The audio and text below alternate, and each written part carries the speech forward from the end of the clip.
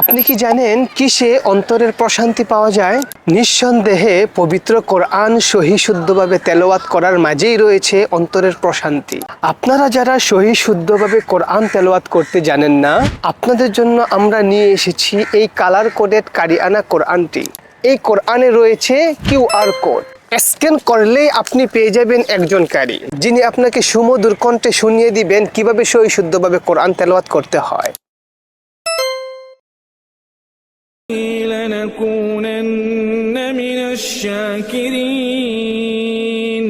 এখানে প্রতিটি অক্ষর কালার কোডেড।